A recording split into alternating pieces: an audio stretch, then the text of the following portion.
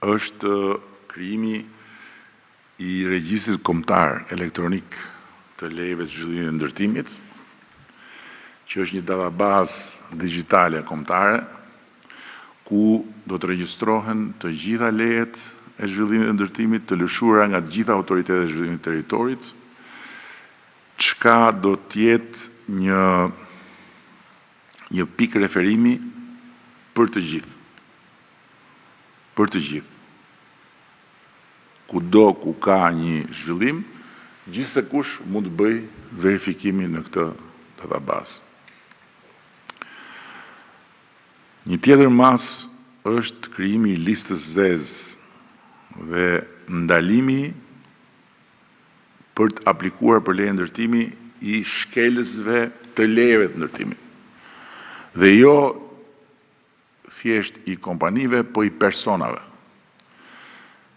Lista e zezë do të përfshi zhvilluesit, do të përfshi shoqëritë, do të përfshi individët që kanë shkelur ligjin, përfshirë administratorët, ortakët, pronarët përfitues, që do të përjashtohen nga çdo mundësi për të marrë leje ndërtimi për një periudhë 5 vjeçare.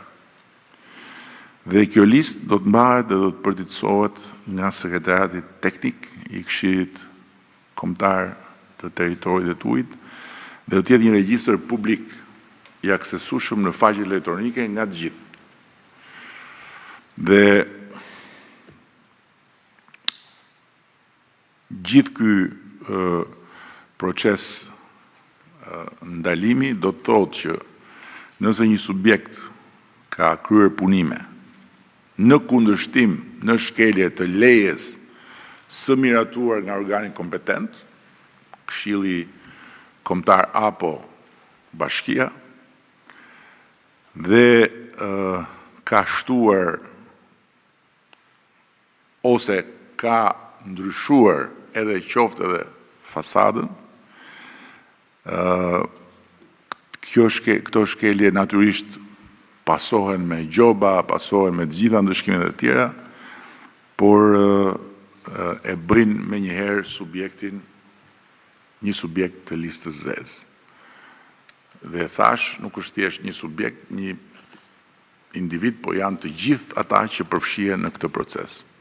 Ku hyn edhe arkitekti, të cilit i hiqet licenca për 5 vjet dhe nuk mund të ushtrojë më profesionin.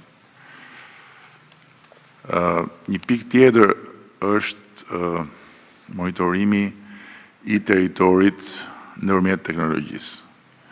Përdorimi i kamerave, i dronëve, i sistemeve GPS për monitorimin e ndërtimit dhe kontrollin koreale të zbatimit të lejeve ndërtimit. Sot që flasim, nga ana e Këshillit Kombëtar të Territorit, kërkohet vendosja e kamerave në të gjitha kantierët e ndërtimit.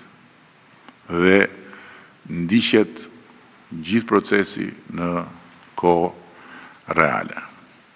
Një tjetër mas është krijimi i fondit gjelbër, i cili përcakton detyrimin që subjektet ndërtuese duhet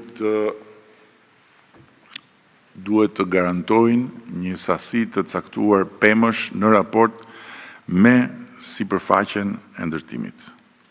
Dhe rregullat e posaçme për krijimin e këtij fondi do të përcaktohen me vendim të Këshillit të Ministrave.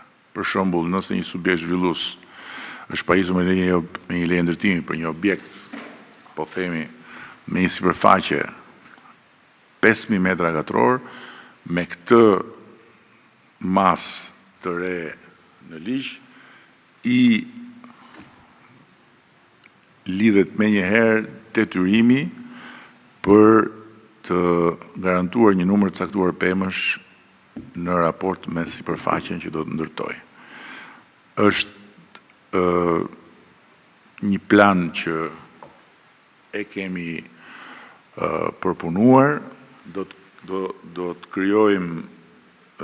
krijojmë fidanishtet publike në pjesë të ndryshme të territorit dhe në ato pjesë të ndryshme të territorit, subjektet do të sjellin pemët. Nuk do të jetë një histori që po unë do mbjell pemë dhe shifemi. Pemët do të ketë një katalog për pemët, do të jenë parametrat e përcaktuar dhe subjektet do të dorëzojnë pemët. Kështu që kush ndërton më shumë, do mbjelli më shumë pemë. Nga ana tjetër, kemi marrë një tjetër masë, dhe këto janë të gjitha në fuqi, që të jemi të qartë. Nuk janë të gjitha masa në